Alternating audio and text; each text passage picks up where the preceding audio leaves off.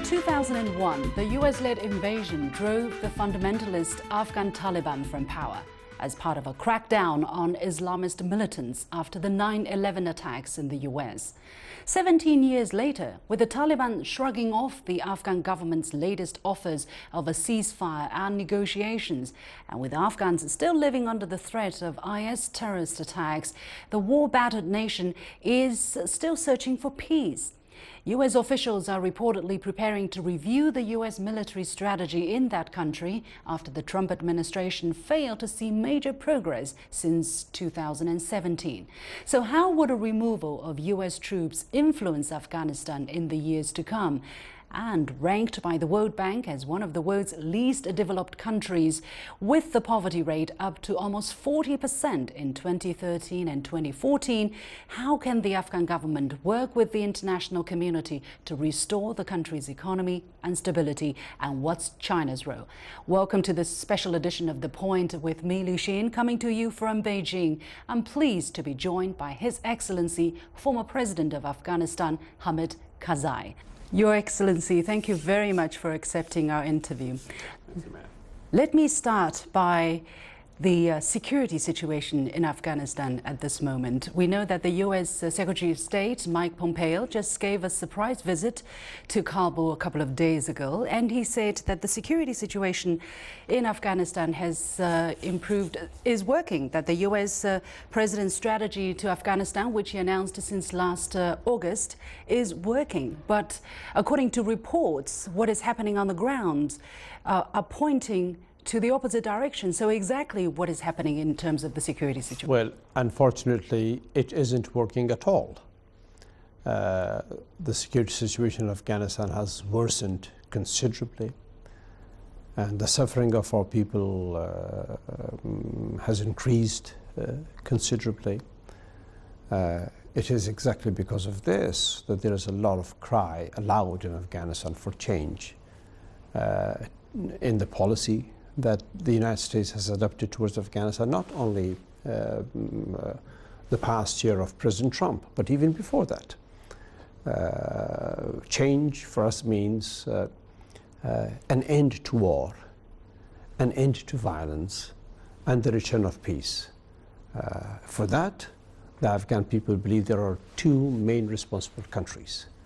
One is the United States, the other is Pakistan. The other is Pakistan. Yes. Let's imagine that the United States or the NATO pulls out their forces in Afghanistan or stop fighting, let's say. Will the security situation get better?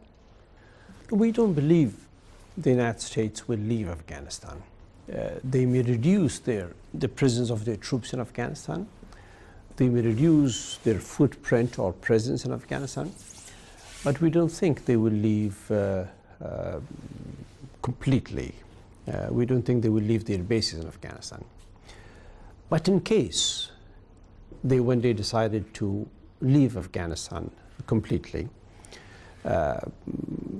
then it is extremely important for our region, where we have global powers as neighbors with us, meaning China as a leading world power and as a neighbor of Afghanistan, taking initiative with two other major powers in our region and globally, Russia and India, and with our most important neighbors, Pakistan and Iran, to create an environment of guarantees, two-way guarantees, from our neighbors towards Afghanistan, especially Pakistan, and from Afghanistan towards our neighbors, especially Pakistan, so Afghanistan can be stable and peaceful. If that condition is met, surely we will have peace in Afghanistan. Another possibility is that the presence of the United States in Afghanistan is seen as conducive to better development of peace in Afghanistan by our neighbors, is seen as creating or being conducive towards cooperation in Afghanistan, rather than the environment of confrontation that we have today. and that China takes, as a close friend of Pakistan, a leading role in trying to facilitate such an environment of Afghanistan. So under these two conditions, Afghanistan will definitely have peace. Because what we have in Afghanistan today in terms of insecurity and the rise and the increase in extremism and violence and terrorism is not a product of Afghanistan.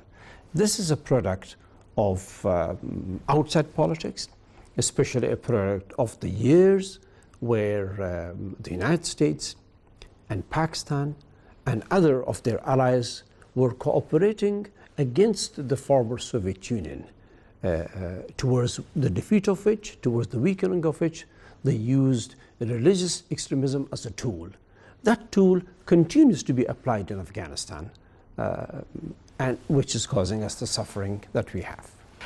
What have been the responsibility, however, of the Afghan governments, you yourself included, and the national unity government that has been functioning now in that regard? Our responsibility is huge. Our responsibility is primary. And that's why during my government as well, and now during the current government, there's a lot of effort towards building peace in Afghanistan. But peace in Afghanistan cannot only come by the decision of Afghans or by the effort of Afghans. Yes, in the conflict in Afghanistan, a great majority of those suffering are Afghans. There are some foreign fighters on both sides, but the great majority of people suffering are Afghans, in which, unfortunately, only an Afghan decision to end conflict will not be sufficient, will not bring peace to Afghanistan, because the fundamental, the original nature of the conflict is foreign, which is the promotion of various interests. Therefore, peace will come to us when primarily the conflict that is created by foreigners in Afghanistan is removed, and then Afghans can easily sit among themselves and do the rest of it. Last August, US President Donald Trump announced his Afghan strategy, in which he said the United States are a partner and a friend to Afghanistan, but they will not dictate to the Afghan people how to live or how to govern their own complex society. The United States are not nation building again, they are killing terrorists. What do you think of his strategy? How come this strategy does not seem to have worked so far? Well, I hope the first part of his statement comes true, that they will not interfere in Afghan affairs, that they will allow Afghans to make their own decisions. From your observation, is that has not been the case so far. They have intervened in our elections. They have tried to impose a condition upon us. They have done things that we are not happy with. The reason I ran into conflict with the United States of America during my own government was precisely this: civilian casualties, entry into Afghan homes, forceful entry into Afghan homes, the creation of prisons, and an ambiguous and unclear policy that only caused the Afghans to suffer and without end in sight. Now we hope that President Trump's policy, what he said about Afghanistan, non-interference and allowing Afghan people to decide their own, holds true and is acted upon. And on the military situation in Afghanistan, on the pursuit of a military solution to the Afghan conflict, the position is very, very clear. It has failed. It will not succeed. Therefore, the answer is not more fighting in Afghanistan. The answer is an end to fighting in Afghanistan. There was this 3-day ceasefire a month ago, which the Afghans loved. We hope that will be extended, and that is more the responsibility of the United States and Pakistan to work out. So according to an article by the Long War Journal published in June, the US and Afghan governments have, and I quote, not beaten back the jihadists in the months since President Trump announced his new strategy last August. They have, at best, prevented them from conquering even more ground. Why would the Taliban, which is not close to being defeated, give up now? So what is the right approach to dealing with the Taliban? That is true. The Taliban have taken more territory in the past 3 years a lot more territory in Afghanistan. According to the BBC, they are in control of 50% and influence 70% of the country. The Taliban are part of the Afghan people. They are Afghans, just like we all are. Therefore, it is imperative. In other words, the only way forward is for the Taliban and the rest of Afghanistan to talk to one another, to come to a solution. But for that to happen, there must be a confluence of interest of foreign involved parties as well. And as I mentioned earlier, the two most important foreign powers who have an interest in the conflict in Afghanistan are the United States and Pakistan for their own reasons. Pakistan for its own reasons and the United States for its own reason. Then there are other neighbors as well, like Iran, like India, like China, like Russia and others who have an interest and who can influence considerably. When this confluence of interest happens in Afghanistan, war would end. For that to happen, primarily it is the United States and Pakistan to decide to undo what they have done. The promotion of extremism together and the consequences of conflict in Afghanistan. Then Afghans and our neighbors can contribute to consider. You have been watching a special edition of The Point with me, Lucien. We'll take a short break and we'll be back right after that. Stay with us.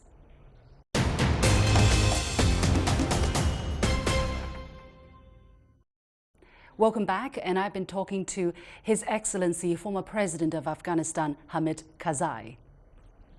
It is reported that there is some kind of engagement between the United States and the Taliban. President Ghani has said that he wants very much to involve the Taliban, but it is also reported that the Taliban actually want to bypass the Afghan government and engage directly with the United States. Yes. What is going on here? Yes, the Taliban want to talk directly to the United States as a major party to conflict. The Taliban believe that the war is there in Afghanistan because the US is there in Afghanistan. So in order for the war to end, the Taliban must talk directly to the US and the US must leave Afghanistan. That's an opinion that the Taliban have, but there is also another opinion in Afghanistan which is not exactly the same. Therefore, there has to be a dialogue between the Taliban and the United States, could be, and more importantly, between the Taliban and their fellow Afghans as well. They can talk to the Afghan government, they can talk to the Afghan Peace Council, they can talk to all other Afghans. So the effort has to be a wholesome one between the Afghan people themselves in all manners good for our country, and an effort by the region and the global community. In 2014, President Ashraf Ghani signed with the United States a bilateral security agreement to allow foreign troops to stay in the country beyond 2014. But before that, you had refused to sign that for almost a year. And that was frustrating the foreign forces because without that agreement, they would have to start packing to go home. Yes. Why were you opposing this agreement? And what do you think of the implications now that it's signed again? I opposed it because I did not see the signing of this bilateral security agreement to bring peace to Afghanistan or to bring stability to Afghanistan. There was no sign at all. There was no indication in the US policy towards Afghanistan that would allow me to sign this. I was not against making a partnership with America. I am for partnership with the United States of America. But a partnership with the United States must also guarantee Afghanistan's interests. I did not see that guarantee there. Therefore, I did not sign it, and I thought that the presence of the bases must definitely be a guarantor for peace and stability in Afghanistan and for good relations, equitable relations with Pakistan. None of that was coming. Unfortunately, after the signing of the BSA by the new government, we saw that matters worsened in Afghanistan. There was a lot more insecurity in Afghanistan, a lot more Afghan died and suffered, a lot more of the country fell to insecurity, into lawlessness. So we have not gained at all by the presence of the U.S. bases in Afghanistan or the signing of the bilateral security agreement, which is why we are asking the United States to reconsider its policy towards Afghanistan and to make sure that the U.S. presence in Afghanistan is beneficial to Afghanistan as well, and that it brings peace to Afghanistan, which is what we primarily want. Were you suggesting that the presence of the United States in Afghanistan was causing the security situation to go worse? Yes. How so? Elaborate, please. Because their actions in Afghanistan, their bombardment of Afghan villages and homes, their harassment of the Afghan people, creating prisons in Afghanistan, and not having a clear approach towards Pakistan. One day they would tell us that the sanctuaries for terrorists and for violence was in Pakistan. The next day they would fund Pakistan. This was a contradiction. I wanted clarity on two fronts. One, that the United States would not fight in the name of fighting extremism in Afghanistan, or hurt, or bomb, or create prisons in Afghanistan. In short, I wanted the U.S. to respect Afghanistan's sovereignty, territory, and the life of the Afghan people. Two, I wanted the U.S. to make sure that matters with Pakistan were clear and of a nature that contributed towards peace and stability. Not more confusion, not more anarchy, and the resultant conflict in Afghanistan and between Afghanistan and Pakistan. This guarantee could not be given, and without this guarantee I would have not signed, and I didn't sign. So the U.S. presence in Afghanistan of the bases at this point are not what we expected to bring to us. No peace and no security. You mentioned there should be a loya jirga, or the Grand Council of representatives from around Afghanistan, to decide about the current situation in the country and to bring a suitable government in place. Why have you proposed the loya jirga? We know the last time it was convened was in June 2002 and has never been convened ever since. The loya jirga of Afghanistan is the body of the Afghan people that decides on the most important issues for the country. It's at any given time, other than direct elections or referendum, the most representative decision-making body for the Afghan people historically.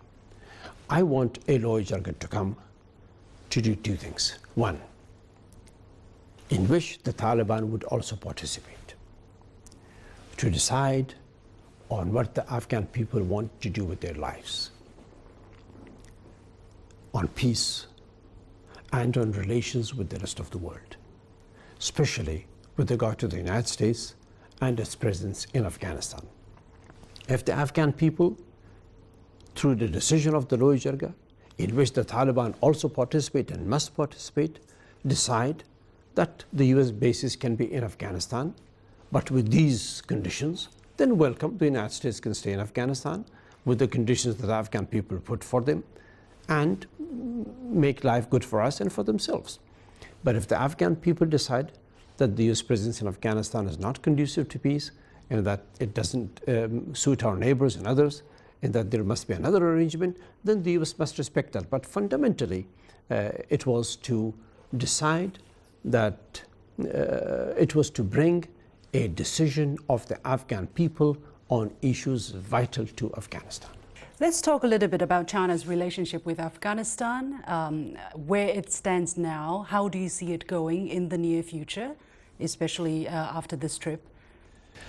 China has been a very good friend of Afghanistan and a great neighbor of Afghanistan. It has always wished us well and has proven that. It has always wished us well and has proven that, especially with the emergence of the new government in Afghanistan, with the arrival of the United States and the international community. China was very helpful in the whole process of Afghanistan getting democratic, getting sovereign, and beginning to rebuild the country. Chinese relationship was transformed from one of assistance to us only into investment and trade activity with us as well. China took great initiatives as well in enhancing bilateral strategic relationship with Afghanistan. During my government, Afghanistan and China signed the strategic declaration agreement between the two countries. We expanded relations massively. Contracts were given to China for mineral resources and all that in Afghanistan. So China has a unique place. And China also tried very hard to improve relations between us and Pakistan in creating forums and meetings between us and Pakistan, and between us and the United States and Pakistan and China, the quadrilateral format of talks. So we are very happy with China-Afghanistan relations, and we also believe strongly that there is a lot of deeper scope for cooperation. In that deeper scope for cooperation is what we are seeking from China in the political arena as well, of trying to do things that will help Afghanistan stay. Exactly. You mentioned the China, Afghanistan, Pakistan Foreign Minister dialogue, which was only held last year, the first time, and then the next dialogue is expected to be held in Kabul. What do you think would have to happen, or what does China what can China do more in order for such dialogue mechanism to really bring real change on the ground? A number of things. One, as I mentioned earlier, China has taken certain initiatives in towards bringing peace in Afghanistan, with some success. China is a very close and strategic friend of Pakistan. And Chinese words with the Pakistani government carry weight. And Chinese words with the Afghan government and the Afghan people carry weight as well. Being a great friend of Pakistan is an asset for us. China's being very friendly with Pakistan is an asset for us. We believe that that asset China can use in a way that brings good relations between us and Pakistan, and also leads to peace in Afghanistan. Second, China also is on good terms with Russia. It's a great neighbor of Russia, and Russia is a neighbor of Afghanistan. And Russia also wants to help in Afghanistan, to help bring peace to Afghanistan. China is also a neighbor of India, another great friend of Afghanistan, and China has a workable working relationship, a nice relationship with India. So China and these two other countries can put their efforts together with regard to Afghanistan, with regard to improved relations with Pakistan, and these three countries can also bring in Iran to a format in which the United States of America will also be, I hope, involved in a manner that will bring a cooperative sense to things in Afghanistan, rather than a competitive, confrontational environment in Afghanistan. That will definitely lead to peace in Afghanistan and to a better regional arrangement. So China has a critical role to play, and I'm sure it's thinking of it, and I'm sure it's going to do more of that as we move ahead. On the economic front, China has been pushing forward a lot of development initiatives, and the Belt and Road Initiative is a very significant one. Yes. Yeah, you have voiced your support on various occasions to this initiative. Yes. Could you elaborate a little bit more? How can this benefit Afghanistan? Well, you see, we call Afghanistan the heart of Asia, and we call Afghanistan the crossroads of Asia. Central Asia to South Asia, South Asia to West Asia, vice versa. And China's One Belt, One Road project is exactly the same thing. Connectivity all around, in which Afghanistan will be the best beneficiary. So therefore we hope that for the purposes of economic development of China and of the whole broader region in which Afghanistan is a part, that the One Belt, One Road project will bring us the infrastructure that we need. Roads, railways, all sorts of other investments in our country. For that to happen, The fundamental is peace in Afghanistan. Right. The fundamental is a relationship with Pakistan in which Pakistan begins to move away from the use of extremism as a tool that they have been using together in relation with Afghanistan. And we believe that China is very well placed to get this achieved, and that is what they have been trying. So yes, we are for One Belt, One Road project. Yes, Afghanistan can be an extremely important centerpiece of this whole Central Asian, West Asian arrangement. And also, yes, very much, that all of this will not happen unless peace has returned to Afghanistan. And that is what we all seek. Finally, I would like to ask you about your future plan. Let's say Afghanistan is now gearing up for parliamentary election this summer, actually, and presidential election next year. According to your interview with Spiegel in Germany, you said that if Afghan politicians and public request you, you will join the upcoming elections. But then in another event, you also refused. So exactly what is the plan? According to the Constitution, you cannot run again. Yes. The Spiegel magazine kept asking me and saying that there is a growing opinion in Afghanistan that you must return. I said no, I don't want, because the Constitution does not allow it, and I have done my time. But then the question was, what if there is a need? What if there is absolutely a need and a great segment of the Afghan people call upon you to return? To that, my answer was, well, if that situation comes, I hope it will not come. If that situation comes where my services for building peace and harmony in Afghanistan are required, as an Afghan national, as a country invested in Afghanistan where my children live, of course I would not say no. But not in the elections. I would not stand for the elections, no. In some other capacity? In some other capacity where I can help Afghanistan come back to peace and stability and strengthen our national unity and bring the Afghan people all together again, as we did during my government. To that is my national duty, and that I will always do. Are you talking about the elections in 2019 or slightly further down? Not in the election. I will not be a candidate in the elections, no. Mm-hmm. But I'm willing to help Afghanistan in any other form towards stability and well-being and unity of the people. Thank you very much, Your Excellency, former President of Afghanistan, Hamid Karzai. And that was it for this edition of The Point with me, Li Xin. As always, you can follow me on Facebook and Twitter using the handle The Point with LX. Download the application called CGTN to watch the show on your mobile devices, or go to YouTube and look for CGTN The Point. Thanks for watching. You've got the point.